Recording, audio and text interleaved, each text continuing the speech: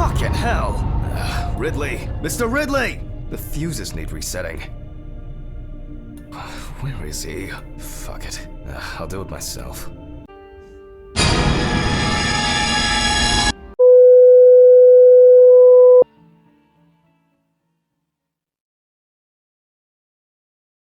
Forgive me.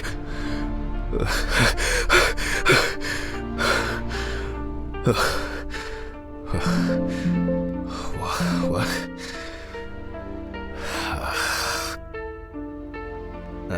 Fuck. I should take my pills.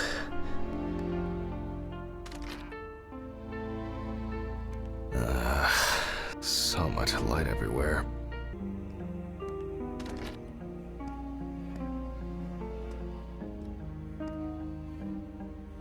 It's a shame these won't help with my hangover.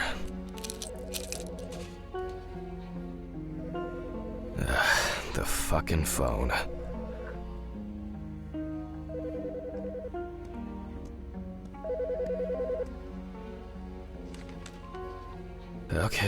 Okay. I know I'm late. I'll be there soon. It's not like the dead are impatient. Jack, no. Alice? Who is this? It's Charlotte Graves. Oh. God, I'm sorry. I didn't recognize you. I thought it was work calling. It's okay. I hate it when work calls me at home, too. How is everything? We haven't talked since... you know. Well, there are good days, and there are bad days. What can I say? At least I can hide away at work. Well, you always were the most comfortable in the dissecting room. Listen, I have an unusual request. Okay. How can I help? It's nothing serious. I just wanted to ask, do you have any pictures of Alice? Maybe one where the two of us are together? I'd love to have something to remind me of her. I guess. I'm not sure. I'll look through her things. Thank you. I'm sorry to trouble you with this. All this can't be easy for you. I'll get through it somehow. I've been meaning to sort through her stuff for a while. Have you asked Stephen if he has anything? Yes, I spoke with him this morning. He said he gave everything to their mother and that I should ask you. I see. Jack, I know you're trying. That you cope somehow. Stephen's there for you. Although, well, we all know how he can be. But, I mean, if you wanted to reminisce about Alice, talk. I really should go now. I overslept, I'm late for work, and I still have some errands to run on the way. Oh. Okay, sure. Sorry to keep you. I'll look for something and send it over. Thanks for the call, and bye. Oh, do you have my address? Not on hand. You'd best remind me again. 292 Browning Lane, apartment 432, Johnson City, New York, 13790. Got it. Thanks. Thank you. It would mean a lot to me. Just miss her so much. Yeah, me too. And that's okay. Really, no problem. Thank you. Take care, Jack. You too, Charlotte. It was nice to hear you. Well, that was a bit unexpected. I should probably find something to send.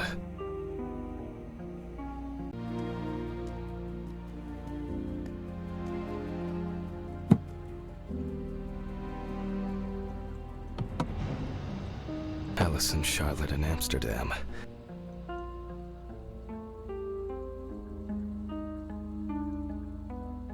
It would be better if Charlotte had this. It deserves to be on display and not hidden in a drawer.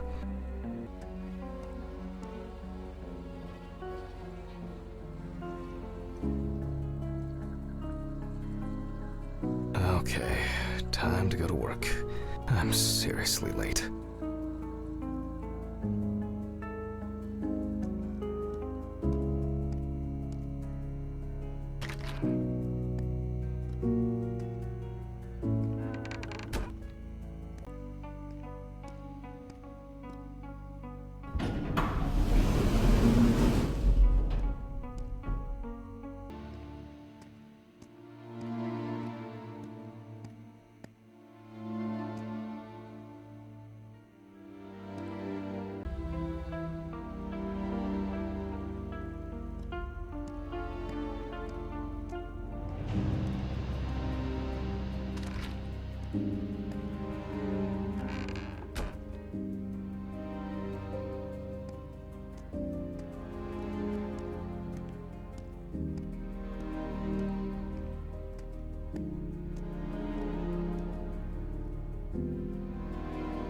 I hope this helps, Charlotte.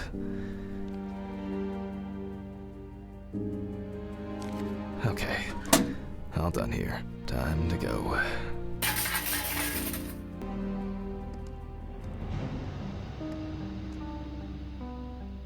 Damn, I forgot my jacket. Well, I'll brave it for tonight. Too bad. Nice and fresh. At least it's peaceful here.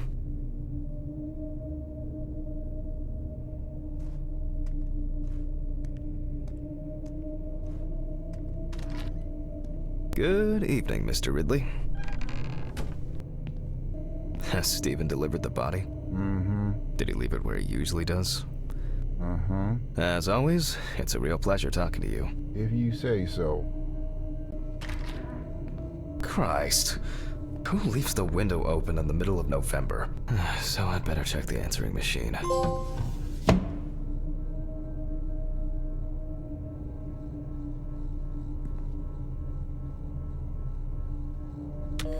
Hi, Jack. I dropped by a little early today. I left the body with Ridley in the corridor. He wasn't sitting in the locker then, so maybe he'll even throw him into the room. Well, how are you doing? Yeah, I mean, it's your first birthday without her, and...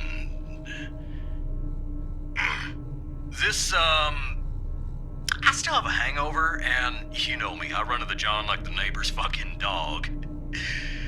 You know, today I slipped on his shit again. That fucking furball. He always has to shit next to my car. Anyway, I can't come over in the evening, but we'll catch up on the weekend, okay? Bye. I almost forgot. Charlotte called me this morning. She asked about you, so answer your calls, Jack. This time it's not a reprimand for being late. That's par for the course. I wonder when this clown will learn to look under his feet. Birthday. I actually forgot it was today.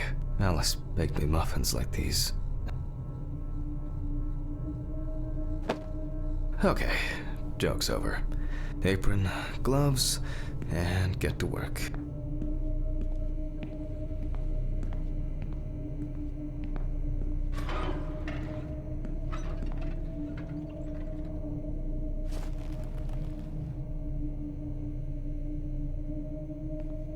I need to order another batch of these. I've got to remember to do that later. Steven laughs at me for recording everything. He says I have a bigger collection of stuff like this than most of the creeps he's caught. November 21st, 1991. Time, 9:13 p.m. The autopsy is conducted by Jack Hanman. Lecture for the Medical University of Missouri. After yesterday's lecture, you should already know the ins and outs, so today we'll be consolidating our knowledge. So, where do I start? That's right, police folder. Ah, yes, Samantha Barker. Now I remember. There's probably gonna be a lot of chatter about this.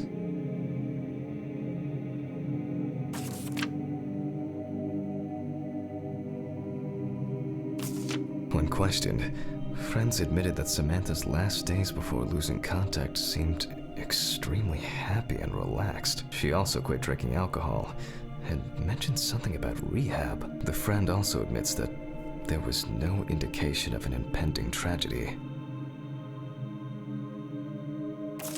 Found in her own apartment by police patrol.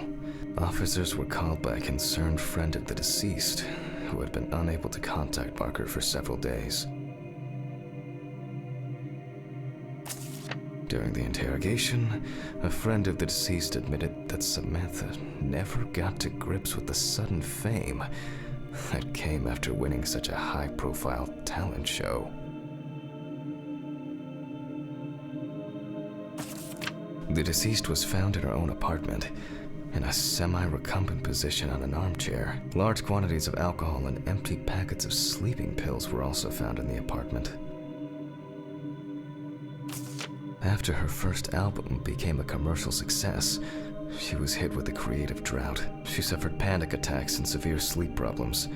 drugs and medication came into play. Well, let's see what settled this matter. As you can see, the body is fully clothed. Therefore, before we move on to photographic documentation, we must remove the clothes. This time, we don't have to focus on the clothes too much. However, there are cases where a clothing analysis can lead to the cause of death. Okay, now we can continue with the examination. Again, begin by taking photographs of the cadaver. I guarantee that over time it will cease being embarrassing for you. First, we photograph the whole body. And now, any suspicious looking marks or wounds.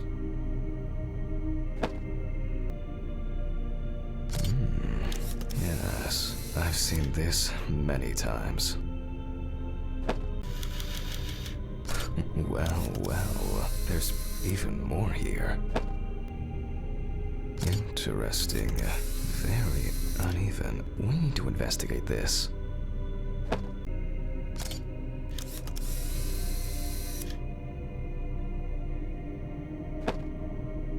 A few we will need to look into here.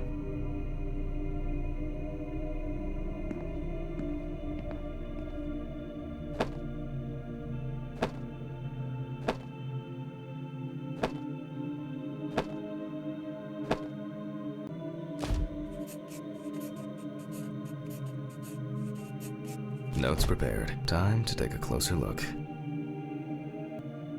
And here's something interesting. The skin of the deceased is covered with numerous blisters. Some of them are ruptured. Others still contain fluid residue. Some furrows have imprinted more strongly, others less, as if someone was, undecided.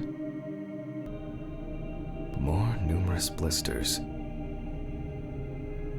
We have some leads to investigate here. Let's write this down. On the neck of the deceased, we can see clear furrows, indicating that strangulation may be the probable cause of death. Currently, it's difficult to say whether the bruises were the result of a beating or whether it could be some kind of internal. Although it's easier to have abrasions on your feet, but the number and size of the blisters suggests that it's probably a matter of barbiturate poisoning. In general, such blisters usually appear in the case of mechanical abrasions, but due to the place of occurrence, this should be excluded. The most likely cause of such skin changes is the high concentration of barbiturates in the body. Given the condition of the deceased, it's difficult to tell immediately whether the bruises were the result of a struggle, a severed spinal cord, trauma to the larynx, or trachea will verify whether the hanging was the final nail in Miss Barker's coffin. After examining the organs, we can easily verify whether there was internal bleeding or whether the deceased was suffering from something. To be checked in the lab later. I'll add barbiturates to the list of necessary tests. The examination with a UV lamp will dispel some doubts. Potential attackers could have left traces. Given the testimony of the victim's friend, I add alcohol poisoning to the list of potential causes of Miss Barker's death. A blood test will no doubt quickly verify that hypothesis. Right hand clean. The area around the head is empty.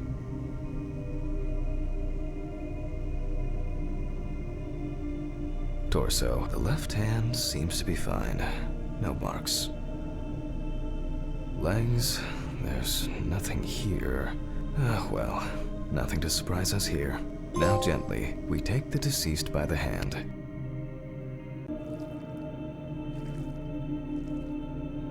Again, the hand falls freely. Since we don't have a definitive lead, we will examine all the key organs one by one.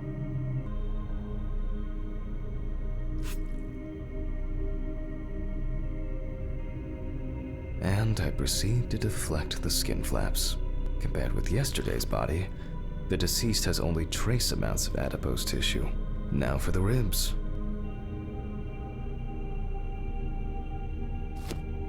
What do we have here? Or rather, what don't we have? There is certainly no sign of internal bleeding. Before I disembowel the deceased, I will take samples for toxicological tests to determine the alcohol content in the body. I just need my syringe. Just to be sure, I'm taking samples from 3 organs: the eyeball, the heart, and the bladder. Analysis will rule out, or confirm, alcohol poisoning as the cause of death.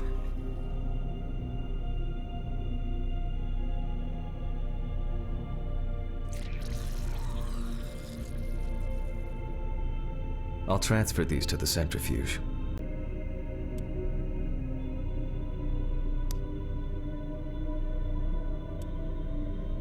Gently does it with this old thing. Handle with kid gloves.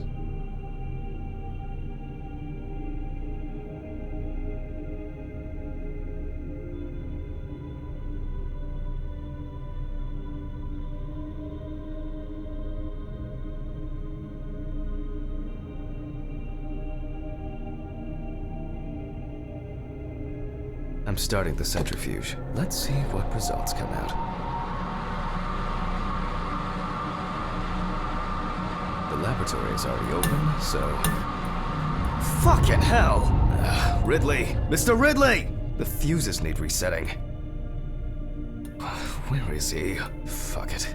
I'll do it myself.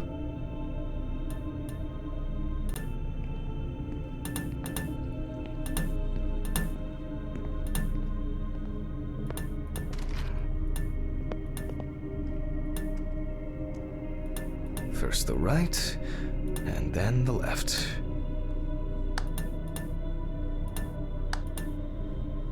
And voila.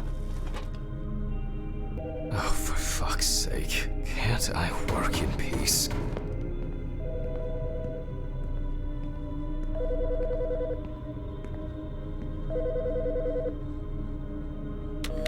Jack Hanman speaking. Easy, why so rude? Steve? Sorry, man. This place is falling apart, and Ridley won't even lift a finger to help. You just can't work here. Did the centrifuge trip the fuses again? Yeah, eventually everything's gonna go up in smoke. Look on the bright side. It's a free cremation with your autopsy. Jesus, stop it. That shit pisses me off.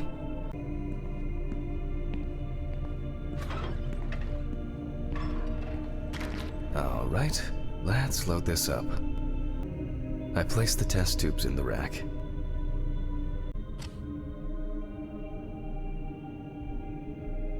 Now I just take 5 milliliters from each.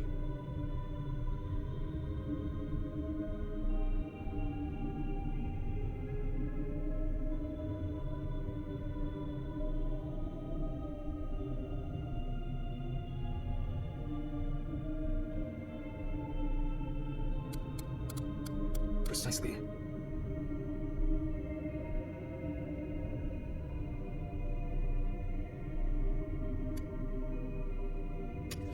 And the next.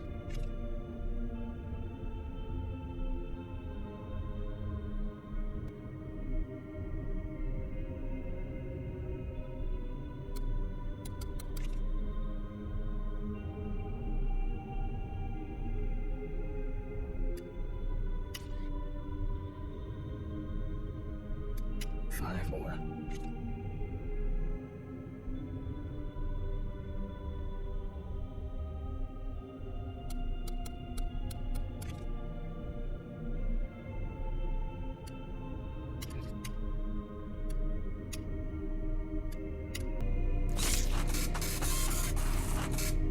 Let's see what we have here. The results indicate that the deceased did consume alcohol shortly before her death. However, this is not an amount that could cause poisoning leading to death, just slight inebriation. I can return to the body and continue the rest of the examination. The chromatograph results show that we can eliminate alcohol poisoning from our list of potential causes of death. However, remember that alcohol can affect the functioning of the entire body. It disturbs the heart rhythm, accelerating its rate, and dilutes the blood, which may result in more severe bleeding in the event of an accident. Also remember that alcohol affects the metabolism of drugs in the liver, which I'll now look at in more detail. First, I'll pick up the syringe again.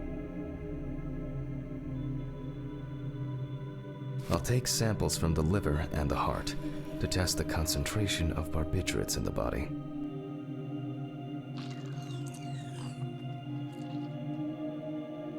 That's enough. I'll do the test later. I'd best not try my luck with the centrifuge right now. Now I remove the liver.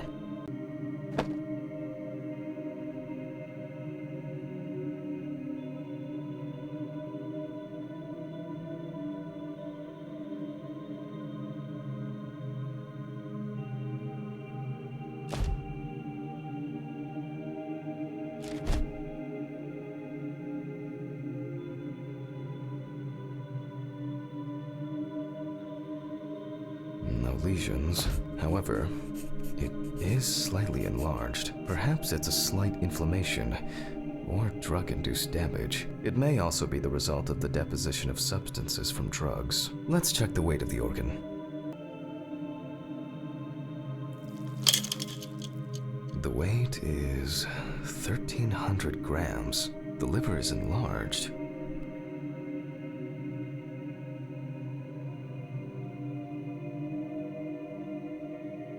I'll move on to a cross-sectional study. Perhaps the enlargement is the result of early cancerous changes. The blade glides through smoothly.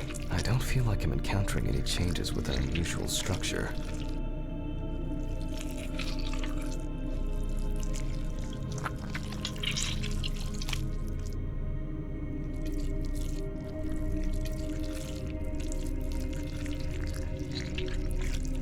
No steatosis or cirrhosis. The liver is actually quite clean inside. The liver is basically healthy. We already know that the deceased didn't abuse alcohol. The question is, what about drugs or other substances? I move on to the heart.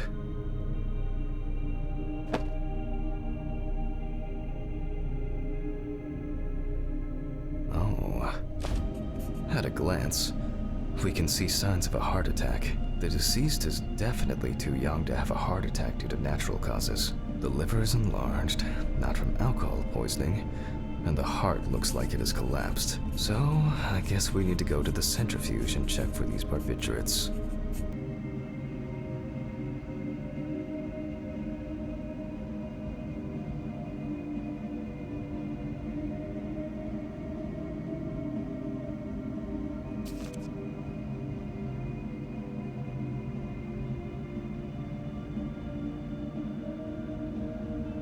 We close the centrifuge and pray that it doesn't trip anything again.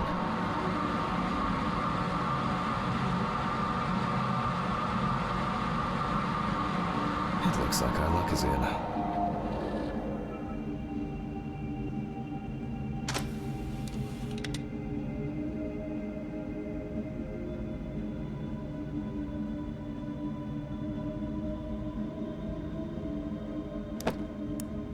We can take the samples to the lab now.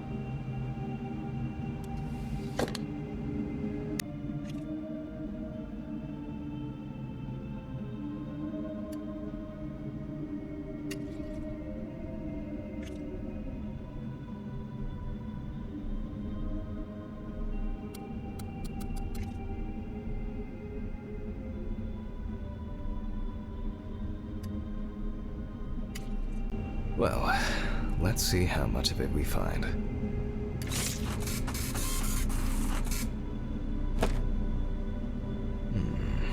Nothing surprising. Significant amounts of phenobarbital metabolites of hepatic origin. Looks like I'll have to check the contents of the deceased's stomach.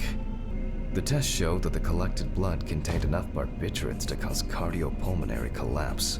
The question now is whether it was an accident or a deliberate act. I'm proceeding to examine the stomach. Before extraction, I ligate the entire organ to prevent its contents from spilling out. Okay, I'm now cutting out the organ, which will move to the board for dissection.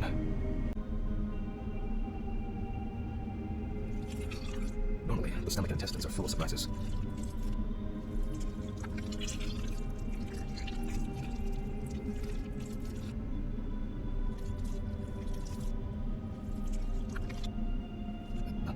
Length and width normal.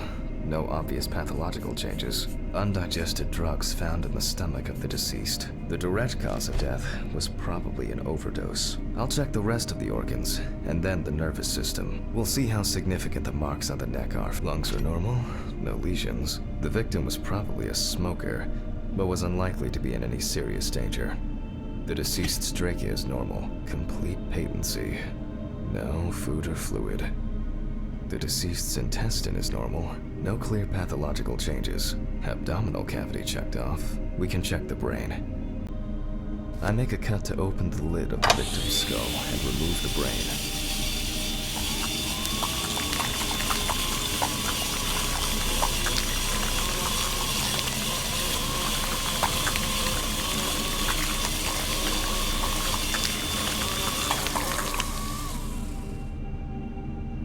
Brain is normal. No obvious lesions. Alright, I need to dissect it on a board. Using a knife, I carefully cut through the brain tissue.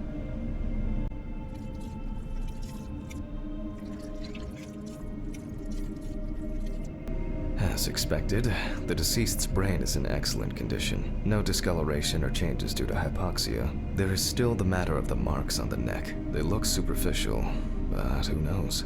Maybe the spinal cord has been severed. I need...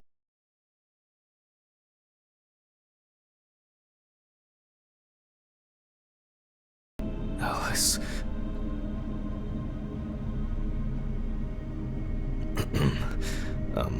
saw. I need saw. Oh. I know. I probably left it in the basement after its last cleaning. Mr. Ridley, I need a key to the basement. It's in the social room. Why is the key lying at the... never mind. Thank you. Hey, Hammond. Did you hear about the convoy? Well, maybe you'll get a chance to relive your glory days and catch Red Beat again, huh? Let's hope there won't be a need for that.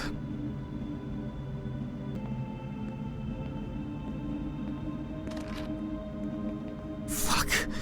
Why did the prison convoy have to get into an accident? Jack, take a deep breath. Deep, pleasantly cool breath.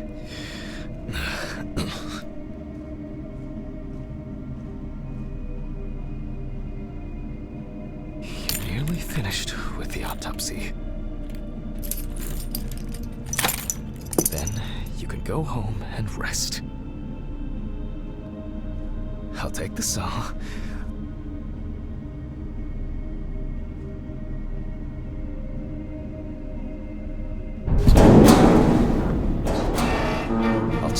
Fuck! It's jammed! Doesn't anyone do maintenance around here? Damn hatch. Damn Red Pete. Will I live again? Will I... If only...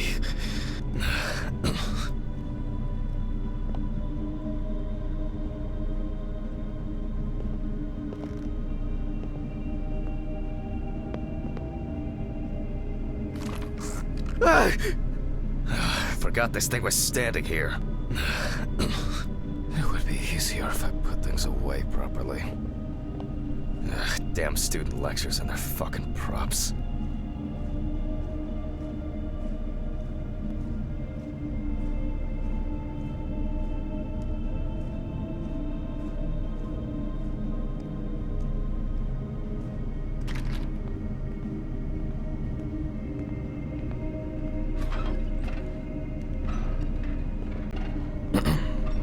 Sorry for the short interruption. I hope you all took the opportunity to grab some coffee. And now that I have everything I need, I'll move on to revealing the spinal cord.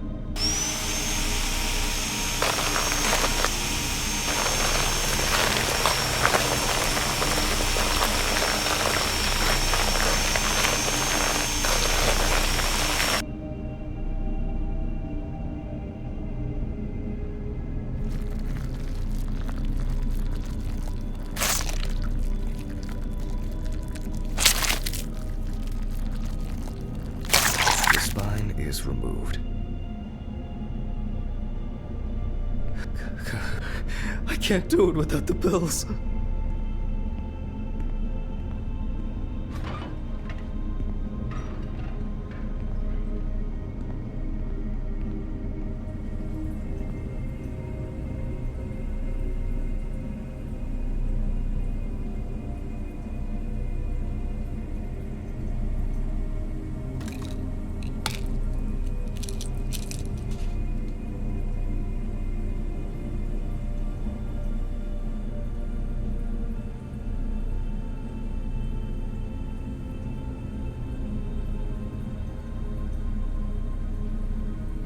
can see that the spinal cord was not severed. This shows that apart from the marks around the neck, hanging didn't negatively affect the condition of the deceased. Ladies and gentlemen, almost over. Now, to sum up and tidy away the body.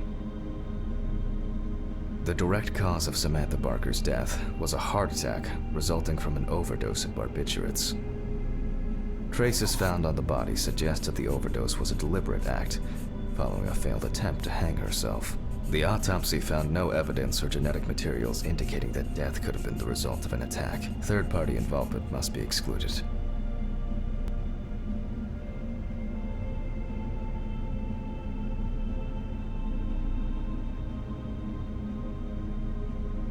Autograph, and we can start sewing.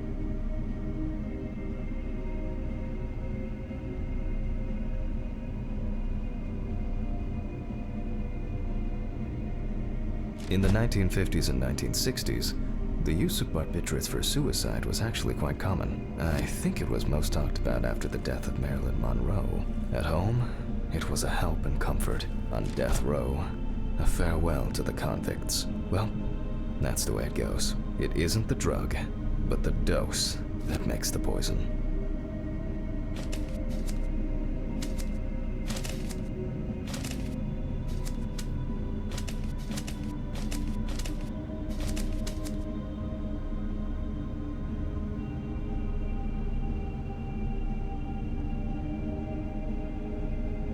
Well, we're done for today. Thank you for your attention.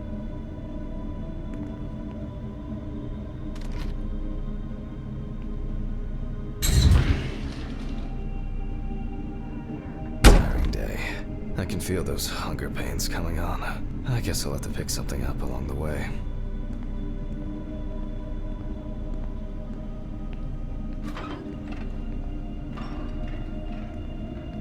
A nightcap will do me good. Good night, Mr. Ridley. The police will pick up the body and accompanying documentation in the morning. Sure. I guess there are actually two things in this world you can be certain of. Death and Ridley's reluctant attitude. Alright, maybe three things. My whiskey on the rocks when I get home.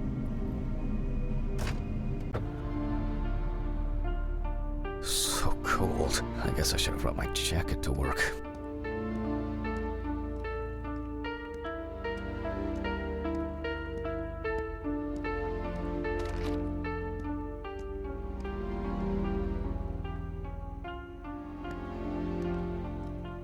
This block can be quite intimidating when it's so quiet.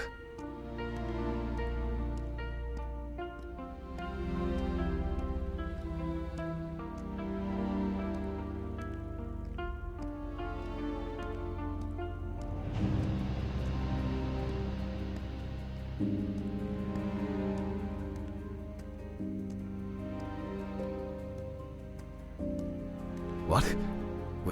What? What the fuck? But I locked it. I'm sure of it.